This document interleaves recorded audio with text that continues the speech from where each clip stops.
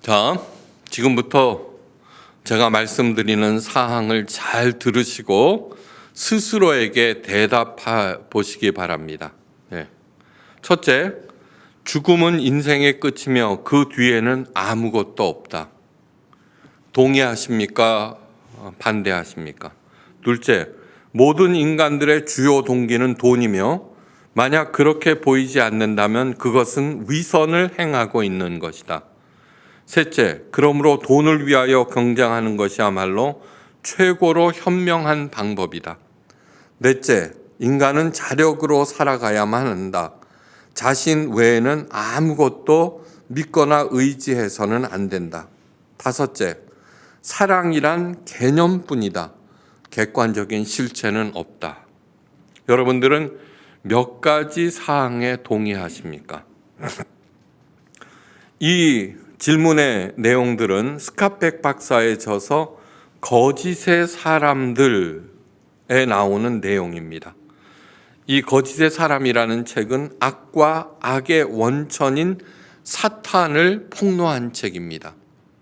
스카펙 박사는 정신과 의사로서 20세기 현대 언어로 예수님에 대해서 가장 설득력 있게 표현한 그런 사람이라고 저는 믿고 있습니다. 그는 인간의 영혼을 사랑하며 환자들을 도와주려고 누구보다도 애를 쓰면서 살았습니다. 오랫동안의 임상 중에 몇몇 환자들 가운데서 이상한 점을 발견하게 됩니다. 그것은 이 환자들의 증상이 별로 심각하지 않은데도 수년 동안의 치료가 전혀 효과를 보지 못하고 있다는 것입니다. 그리고 그 환자의 배후에 어떤 존재가 그 환자뿐만 아니라 스카펙 박사 자신까지도 농락하고 있다는 사실을 감지하게 됩니다. 스카펙 박사는 그것이 소위 사탄일 수도 있다는 생각을 하게 되고 그 사탄이라는 존재를 찾기 위해서 그 일에 착수합니다. 그 이후 악, 사탄, 귀신, 접신, 퇴마 등등 문화와 종교를 망라해서 그에 관한 서적과 세미나 등을 열심히 섭렵하다가 그러다가 한 기독교 공동체에서 실시하는 퇴마 의식에서 사탄의 실체를 만나게 됩니다. 큰 충격이었습니다. 그는 그 사건 이후에 바로 세례를 받고 그리스도인이 되어서 남은 생애를 악을 폭로하고 공동체를 생명 공동체로 만드는 일에 매진하게 됩니다. 그때 그의 나이가 40대 초반이었습니다. 오늘 읽어드린 이 5가지의 목록들은 뭐냐 하면은 그날 실체를 드러낸 악한 영으로부터 들은 내용입니다. 그러니까 예수님은 사탄을 한마디로 거짓의 아비로 규정하고 있습니다. 요한복음 8장 44절, 거짓의 아비. 그러니까 위에 언급한 사항들은 사탄이 제시한 거짓말의 목록입니다. 만약 이러한 생각에 요만침이라도 동조하고 있다면 여러분들은 사탄의 거짓말에 속고 있는 것입니다. 다시 한번 읽어드립니다. 죽음은 인생의 끝이며 그 뒤에 아무것도 없다. 모든 인간들의 주요 동기는 돈이며 만약 그렇게 보이지 않는다면 그것은 위선을 행하고 있는 것이다. 그러므로 돈을 위하여 경쟁하는 것이야말로 최고로 현명한 방법이다. 인간은 자력으로 살아야만 한다. 자신 외에는 아무것도 믿거나 의지해서는 안 된다. 사랑이란 개념뿐이다. 객관적인 실체는 없다. 스카펙 박사가 40대의 늦은 나이에 세례를 받고 그리스도인이 된 것은 오직 그리스도만이 이 악을 이겼고 그의 가르침만이 이 문제를 해결할 수 있음을 깨달았기 때문입니다. 그가 말합니다. 예수 외에는 해결 방법이 없다. 모든 것의 해답이신 예수님께서 말씀하십니다. 내가 내 친구 너희에게 말하노니 몸을 죽이고 그 후에 능히 더 못하는 자들을 두려워하지 말라. 네. 몸을 죽이고 그 후에 능히 더 못하는 자가 곧 사탄입니다. 사탄은 죽음은 인생의 끝이며 그 이후에는 아무것도 없다는 말을 합니다. 죽음은 인생의 끝이라고 믿고 있는 사람들은 이미 사탄에게 노란한 것이며 당연히 사탄의 조장하는 죽음을 두려워합니다. 네. 이 몸, 눈에 보이는 삶이 전부이므로 남보다 더 잘 먹고 잘 살기 위해서 애면글면합니다. 하나님마저도 눈에 보이는 육체의 복락만을 구합니다. 바로 기복신앙입니다.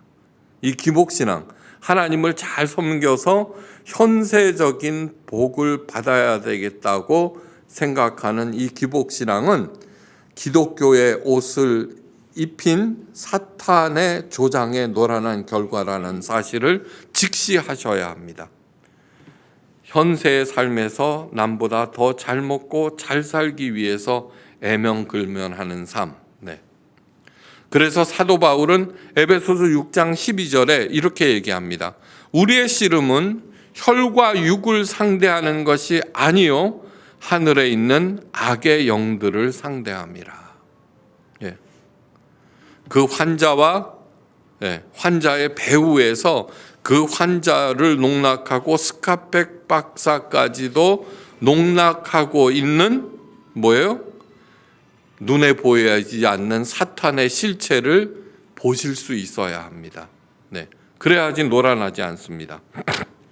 자, 우리들은 더 잘 먹고 잘 살기 위해서 애명글면하는데 예수님과 우리가 결정적으로 다른 점이 하나 있습니다. 우리 사람들은 한사코 살려고만 합니다. 죽는다 그러면은 그 죽음의 위험 앞에서 벌벌벌벌 떱니다. 벌벌벌벌 떱니다. 네. 혹시 중환병에 걸렸다 그러면은 뭐 어떻게든지 살아나려고 몸부림을 칩니다. 그런데 이상하게도 예수님의 생애는 모두 다 예수님의 십자가 죽음에 집중되어 있습니다. 네. 성경에서 가장 중요하게 다루고 있는 것은 예수님의 십자가 죽음입니다. 마가복음은 모두 16장, 16장으로 되어 있는데 예수님의 고난과 죽음을 묘사하는데 무려 7장을 할애하고 있습니다. 네. 우리들은 어떻습니까? 그는 어떻게 살아왔다 그러면서 맨 마지막에 한 줄로 죽음에 대해서 얘기하지만 예수님의 생애는 뭐예요? 절반 가까이가 예수님의 죽음에 할애하고 있다는 얘기입니다. 그만큼 중요하다는 얘기입니다. 왜 예수님은 죽으러 오셨을까요? 어떻게 죽음으로부터 자유로울 수 있을까? 그 답은 너무너무 간단합니다. 몸의 죽음 이후에도 영원한 삶이 있다는 사실, 그것을 믿는 것입니다. 믿는 것. 네. 한마디로 말하자면은 사람들은 살기 위해서 이 땅에 왔지만 예수님께서는 죽으러 이 땅에 오셨습니다. 바로 이 점이 예수님은 하나님의 아들이라는 가장 큰 움직일 수 없는 증거입니다. 잘 살기를 원하십니까? 죽음의 문제를 해결하셔야 됩니다. 네. 이 죽음의 실체를 정확하게 알 때 사탄의 죽음을 가지고 우리를 위협하는 데서 자유로울 수가 있고 거기에 노란하지 않습니다. 예. 욕심에 휘둘리지 않습니다. 웰빙이라고 하는 것은 곧 웰다잉의 문제입니다. 죽음은 필연입니다. 죽음이 무서워서 애써 외면하면 부인한다고 해서 보약 먹고 열심히 운동하고 명상을 하고 도를 통한다고 해서 죽음의 문제가 해결되는 것이 절대로 아닙니다. 죽음의 문제는 예수님의 가르침을 믿고 따를 때만 해결됩니다. 예수님의 말씀에서 가장 눈길을 끄는 것이 있습니다. 내가 내 친구 너희에게 말하노니. 예수님은 제자들을 놀랍게도 친구라고 부르십니다. 제자들은 귀를 의심하였을 것입니다. 하나님께서 인간을 친구처럼 대한 사람은 두 사람입니다. 아브라함과 모세. 아브라함과 모세의 이 두 사람은 범접지 못하는 사람들입니다. 이스라엘 백성들이 가장 존경하는 사람. 그런데 구약에 보면 하나님께서는 모세와 아브라함을 친구라고 부르셨습니다. 그런데 자신을 하나님의 아들이라는 예수님께서 친구라고 부르고 계십니다. 예수님께서 마지막 고별 설교인 요한복음 15장에서 친구에 대해서 명확히 설명하십니다. 너희가 나의 명하는 대로 행하면 곧 나의 친구라. 네. 요한복음 15장 14절. 예수님의 친구가 되는 것은 너무너무 간단합니다. 세상 친구도 마찬가지입니다. 마음이 통하면은 친구가 됩니다. 마음이 통하면은. 예수님의 말씀대로 행하는 것은 규칙을 말하는 것이 아닙니다. 예수님의 마음과 통하라는 것입니다. 그러기 위해서는 먼저 예수님의 말씀에 귀를 기울이고 그 말씀에 동의하는 것입니다. 이것이 다름 아닌 믿음입니다. 곧 참 믿음을 가지면은 우리는 예수님의 친구가 됩니다. 바로 이것이 예수님께서 우리를 향해서 원하시는 것입니다. 사람이 친구를 위하여 자기 목숨을 버리면 이에 더 큰 사랑이 없다라고 요한복음 15장 13절에서 말씀하셨습니다. 예수님이 먼저 우리를 향한 최고의 우정을 말이 아닌 온몸으로 우리에게 보이셨습니다. 우리가 사탄이 행하는 죽음의 위협 앞에 벌벌벌벌 떨자 그 사탄의 실체를 밝히고 절대로 사탄에게 놀아나지 말아야 한다는 것을 가르쳐 주셨습니다. 그런데 사탄의 졸개들인 대제사장들과 유대 종교 지도자들에 의해서 십자가에 달려 돌아가십니다. 네, 바로 친구를 위하여 목숨을 버리신 것입니다. 믿음은 절대로 부귀영화 무병장수 천국 직행의 수단이 아닙니다. 믿음이라고 하는 것은 하나님과 마음 합하기입니다. 마음 합하기. 무엇보다도 올바른 믿음으로 예수님과 마음이 통하는 친구가 되셔서 사탄의 위협에 놀아나지 않기를 주님의 이름으로 간절히 축원합니다. 간절히. 나한테 죽을 일이 닥쳤습니다. 그러면 내 마음속에서 그 위협보다는 이제 곧 사랑하는 우리 하나님을 만나러 가는구나라고 그렇게 믿으시기를 간절히 바랍니다. 가족들에게도 그것을 가르치셔야 됩니다. 오늘날의 미국을 갖다가 일으킨 기초를 다져준 사람을 누구라고 생각하느냐 그러면 무디 목사님이라고 생각합니다. 무디 목사님. 이 무디 목사님은 그 신앙을 갖다가 미국인들의 마음에 깔아놓은 분이라고 존경받는데 그 큰 아들이 있죠. 망난이었습니다. 망난이. 그런데 아버지의 임종 때 와서 아버지가 돌아가시는 모습을 보고 마음을 돌려서 아버지가 남겨놓은 그 믿음의 유산들을 잘 부여받아서 잘 수행하였습니다. 무디 목사님이 임종 때 마지막으로 남긴 말이 뭐냐 하면은 나를 붙잡지 마라. 주님께서 나를 만나러 저기서 오고 계신다였습니다. 정말로 죽음이라고 하는 것은 제가 누누이 말씀드리지만 탄생보다도 더 큰 하나님의 선물이다라고 하는 것 잊지 마시기 바랍니다. 우리가 몸은 죽인다는 위협, 죽음은 끝이야. 아니요. 죽음 이후에는 더 아름다운 세상이 있음을 하나님과 함께하는 그 세상을 보여주기 위해서 예수님께서 오신 것이다. 하나님께서는 우리를 부르는 다양한 이름이 있습니다. 청지기, 자녀, 신부, 친구 등등. 이사야서에서는 너를 만든 사람은 너의 남편이니라고 여호와 하나님께서 직접 말씀하셨습니다. 하나님께서도 우리를 향해서 네 남편이다라고 얘기하고 있습니다. 이러한 명칭들은 가장 가까운 관계를 나타내는 명칭들입니다. 가장 가까운 관계란 무엇입니까? 그 관계 사이에 그 누구도 끼어들지 못한다는 얘기입니다. 죽음도 돈도 위협도 어떤 것도 그 두 사람 사이에 끼어들지 못하는 가장 가까운 관계. 청지기, 자녀, 신부, 친구. 여러분, 친구가 뭐예요? 아내가 그렇게 반대하는데도 불구하고 친구 말 듣고 망한 사람이 한두 명이 아니죠. 그죠? 그런데 웃기는 것이 하나 있습니다. 목사를 하나님의 종이라고 부르는데, 하나님의 종, 나는 하나님의 종이다라고 얘기하는데 스스로 높일 때 사용합니다. 오늘 그 본문에서도 나와 있죠, 그죠?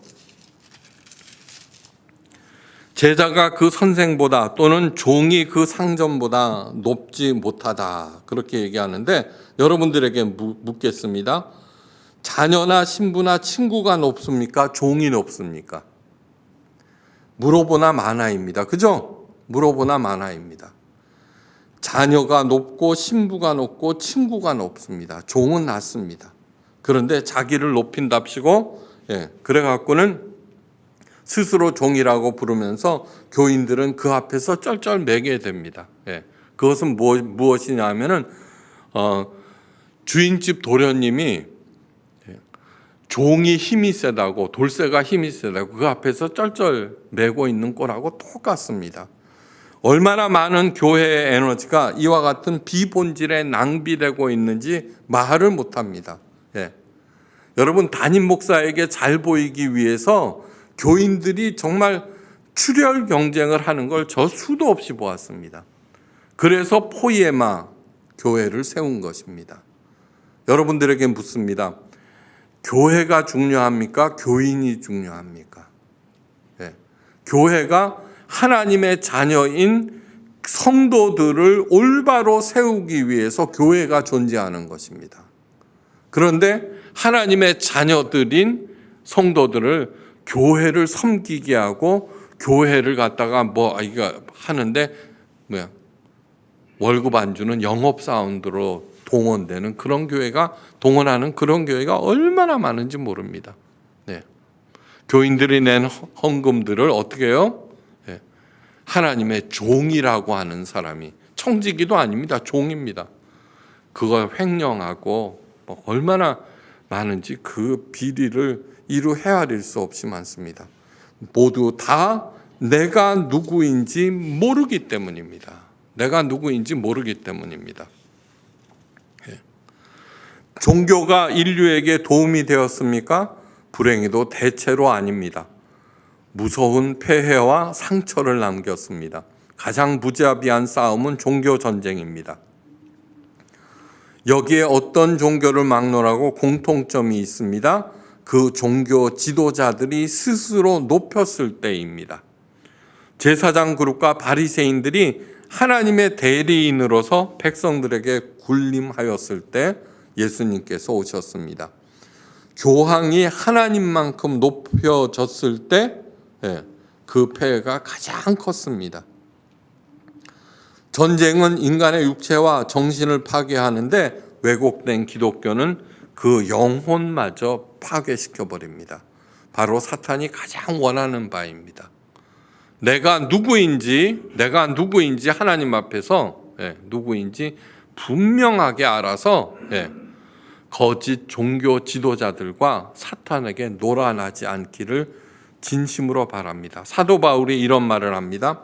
하나님의 열심으로 여러분을 위하여 열심을 내노니 여러분을 정결한 처녀로 한 남편인 그리스도께 드리려고 중매함이로다. 여러분들이 그리스도의 정결한 신부로 만들기 위해서 그리스도의 정결한 신부를 갖다가 어떻게 종이 부려먹을 수가 있고 자기 하수로 추종자로 만들 수 있습니까? 예수님은 우리를 친구로 삼으셨고 우리를 위하여 기꺼이 목숨을 버리셨습니다. 아브라함과 모세만이 들었던 하나님의 친구라는 명칭을 우리 모두에게 부여하셨습니다. 이보다 더한 복음은 없습니다. 더 무엇을 바랍니까? 속상한 일이 무엇입니까? 나를 향하여 친구라고 부르시는 주님의 음성을 들을 때 어떤 일이 있어도 근심, 걱정 떨어버릴 수 있습니다. 사탄은 왜 사랑을 부정하고 믿을 것은 오직 자신과 돈밖에 없다고 말하는 것일까요? 그것은 사탄의 존재의 목적은 오직 파괴이기 때문입니다. 오직 파괴. 여러분, 내가 어떤 일을 도모할 때 돈을 번다고 합시다. 사업을 한다고 합시다. 상대방을 파괴하고 상대방을 이기려는 마음이 요만침이라도 있으면은 내 배후에는 사탄이 있다고 하는 것을 자인하고 속히 회개하셔야 합니다. 여러분, 가장 쉬운 파괴 방법은 뭐예요? 하나하나 이렇게 분리시켜서 파괴하는 각계격파입니다. 뭉치면 살고 흩어지면 죽는다는 얘기. 사람들을 따로따로 떼어놓고 한 사람씩 격파해 나가면 어려울 것이 하나도 없습니다. 바로 공산당이 쓰는 전형적인 방법입니다. 그게 분열을 이야기합니다. 분열. 사탄은 사람의 눈앞에 돈으로 살 수 있는 휘황찬란한 것들을 보여주고 돈을 위해서 경쟁하게 만듭니다. 네가 못 사는 이유는 저 사람이 네 거 다 가졌기 때문이야. 저 사람을 파괴하면 이것이 다 네 것이 돼. 또 교회에서는 아무짝에도 쓸모없는 지위와 명예를 위한 싸움을 붙입니다. 그렇게 서로 싸우며 경쟁하며 스스로 자멸하는 인간들을 바라보면서 사탄은 배후에서 회심의 미소를 짓고 있습니다. 예수님께서는 참새마저도 돌보시는 하나님, 우리의 머리털까지도 다 세시는 하나님이라고 말씀하십니다. 여러분, 머리털까지도 세시는 하나님, 이거 엄청난 말씀입니다. 히브리어로 사랑을 야다라고 합니다. 야다. 히브리어는 뭐냐? 히브리어 야다는 사랑한다, 믿는다, 의지한다. 그 다음에 동침한다는 말까지도 있습니다. 아담이 하와와 동침하여 가인을 낳았다 할 때 동침을 야다라고 합니다.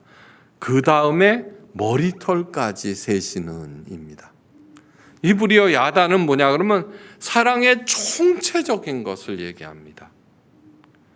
남자와 여자가 사랑을 합니다. 한 몸을 이룹니다. 머리털까지 셉니다. 저의 머리털을 셀 수 있는 사람은 누구예요? 오직 집사람 외에는 없습니다. 다른 이발사하고 다른 사람이 제 머리를 만진다 그러면 큰일 납니다. 그죠? 바로 하나님께서 우리를 먼저 야다하셨다. 머리털까지 세시는 하나님이라고 하는 데는 하나님의 깊은 사랑과 세심한 사랑, 모든 것들을 돌보시는 하나님의 사랑이 들어가 있는 단어입니다. 그 사랑과 사랑의 하나님을 바라보십시오. 이에 대해서 사탄은 곧 아니라고 우리를 설득합니다. 세상 한번 둘러봐. 정말 그런 것 같죠? 이렇게 돌아보면은 그렇게 머릿속까지 세시는 하나님이 계신다는데 사고도 나고 덜컥덜컥 중환병에도 걸리고, 그러나 절대 속지 마십시오. 아무리 사고가 나고 높은 데서 뛰어내리면 믿는 사람이나 믿지 않는 사람 모두 다 사망 내지는 부상입니다. 그런데 중요한 것은 사망하느냐 부상 안 당하느냐 그런 문제가 아니라, 몸의 문제가 아니라 눈에 보이지 않는 영의 문제라는 얘기입니다. 그래서 예수님께서 몸은 죽여도 영을 어떻게 하지 못하는 그분을 갖다가 두려워하라 그럽니다. 우리의 끝없는 질문 중에 하나는 왜 이 불공평한 세상을 그대로 놔두시느냐 하는 것이죠. 이어서 그렇다면 하나님은 존재하지 않는 것이 아니냐, 양보하더라도 전지전능하신 것이 아니지 않느냐는 질문에 이어집니다. 그런데 하나님께서 일일이 잘못을 지적하고 벌을 주시겠다고 나서면은 우리 여기 앉아 있을 사람이 누가 있습니까? 다 죽습니다. 하나님 앞에 어떤 죄도 자멸하기 때문입니다. 또 중요한 것이 있습니다. 인생은 어차피 여행이라는 것입니다. 하나님을 잠시 떠나 살다가 이 육체를 벗고 본향으로 가야 할 하나님의 자녀들입니다. 그래서 죽음을 올바로 이해하는 것이 무엇보다도 중요합니다. 죽음 너머의 세상을 믿지도 보지도 못하니까 눈앞에 억울함에 분노하고 절망하는 것입니다. 대충 살라는 말이 절대로 아닙니다. 하나님의 자녀라면 어질러진 것을 청소해야만 합니다. 바로 잡아야 합니다. 또 여행 중에도 열심히 일해야 하고 어려운 사람들을 도와주어야 합니다. 그 마음은 언제나 즐거워야 합니다. 기꺼운 마음으로 주어진 임무 행해야 합니다. 나만 아주 잘하는 양, 나는 옳은 양, 비장해지지 말아야 합니다. 신앙생활에서 가장 경계해야 될 것 두 가지, 비장함과 상투성입니다. 상투성이라고 하는 것은 뭐냐 그러면 실제가 아니라 개념으로 존재하는 것. 이제 우리는 대단히 중요한 말씀을 듣게 됩니다. 많은 사람들이 그 뜻을 묻는 말씀입니다. 누구든지 말로 인자를 거역하면 사하심을 받으려니와 성령을 모독하는 자는 사하심을 받지 못하리라고 예수님께서 누가복음 12장 10절에서 말씀하셨습니다. 아니, 예수님을 거역하면 사하심을 받는다고 얘기했습니다. 성령을 모독하는 자는 그러나 사하심을 받지 못한다. 이게 무슨 말씀입니까? 예수님 당시의 얘기입니다. 예수님이 육신을 입고 계셨으므로 또 당시에는 별로 대단치 않아 보이므로 그저 사람인 줄 알고 예수님을 거부할 수도 있었습니다. 그래서 인자를 거역해도 용서를 받을 수 있다고 말씀하신 것입니다. 제자들도 예수님께서 십자가에 달리자 모두 도망가 버렸습니다. 우리도 예수님의 명령을 모두 준수하는 것은 절대로 아닙니다. 그러나 성령을 거부하고 모독하는 것은 심각한 문제이고 절대로 사하심을 받지 못합니다. 왜냐하면 성령은 하나님의 깊은 것까지 통달케 하시는 분이기 때문입니다. 하나님께서 원하시는 것이 무엇인지, 그분의 경륜과 지혜가 무엇인지를 우리에게 가르쳐 주시는 분입니다. 그래서 성령을 진리의 영, 살리는 영이라고 부릅니다. 반면 사탄은 뭐예요? 진리의 영이 아니라 거짓의 아비, 살리는 영이 아니라 파괴의 영. 성삼위 하나님과 정반대가 되는 것이 바로 사탄입니다. 거룩한 영이신 성령께서 죽었던 우리의 영을 살려주십니다. 그리고 그 영으로 눈에 보이지 않는 영의 세계를 보여주십니다. 그런데도 그 성령을 거부합니다. 그 성령의 가르침을 모독합니다. 여러분 명심하십시오. 내가 어떤 일을 도모할 때 내가 하는 생각이 무엇인지 반드시 돌아보셔야 합니다. 그 생각 가운데 요만침이라도 상대방을, 남을 파괴하려는 마음이 있으면 얼른 접으셔야 합니다. 왜냐하면 바로 성령을 거스르는 일이기 때문입니다. 그런 사람은 당연히 사탄이 시키는 대로 하다가 심판에 이르고 사탄과 함께 지옥으로 자멸해 버립니다. 따로 벌을 줄 것도 없습니다. 설교 서두에 읽어드린 사탄의 거짓의 목록을 뒤집어 버리면은 자연히 하나님의 마음과 그 세계가 보입니다. 첫째, 죽음은 인생의 끝이 아닙니다. 죽음은 하나님의 선물입니다. 육체의 죽음 뒤에는 더욱 아름다운 세계, 눈물도 한숨도 고통도 없는 영원한 안식, 무엇보다도 영으로 하나님과 함께 누리게 되는 완벽한 세상이 있습니다. 완벽한 세상. 성경에 우리가 누리게 되는 그 완벽한 세상 요한계시록에 잘 나와 있습니다. 그걸 갖다가 실제로 생각하라는 얘기입니다. 실제로. 인간의 주요 동기는 돈이 절대로 아닙니다. 하나님께 영광을 돌리면서 이웃을 내 몸과 같이 사랑하는 것, 고객을 내 몸처럼 사랑할 때 돈도 엄청나게 벌 수 있습니다. 그 돈으로 생명을 살리는 일을 하는 것입니다. 바로 그것이 우리 교회에서 늘 말씀드리는 에이레네의 복입니다. 에이레네는 평강이라는 한국말을 원어가 에이레네인데 평강, 에이레네. 제일 먼저 해야 할 일은 하나님과 마음을 합해야 할 때, 그때 죽음의 골짜기에서도 마음은 평안해집니다. 그 다음에 세 번째가 번영입니다. 그러니까 애명글면 그렇게 돈독 올라서 막 죽고 죽이고 그럴 필요가 없이 평온 가운데 누리는 번영처럼 좋은 게 어디 있습니까? 바로 예수님께서 내가 이 땅에 온 것은 양으로 하여금 생명을 얻고 그 생명이 더욱 풍성케 하기 위해서 오셨다는 것이 바로 에이레네입니다. 인간의 주요 동기는 절대로 돈이 아닙니다. 고객을 내 몸처럼 사랑하면 돈도 엄청나게 벌 수 있다는 것. 셋째, 인간은 자력으로 살아가는 것이 절대로 아닙니다. 자력으로 살아가는 것처럼 자꾸 보이게 만듭니다. 그런데 자력으로 살 수 있는 사람이 도대체 누가 있습니까? 예수님이 영원히 나의 친구가 되어주셨습니다. 또 내가 힘들어할까 봐 내 가족과 성도들을 보내주셨습니다.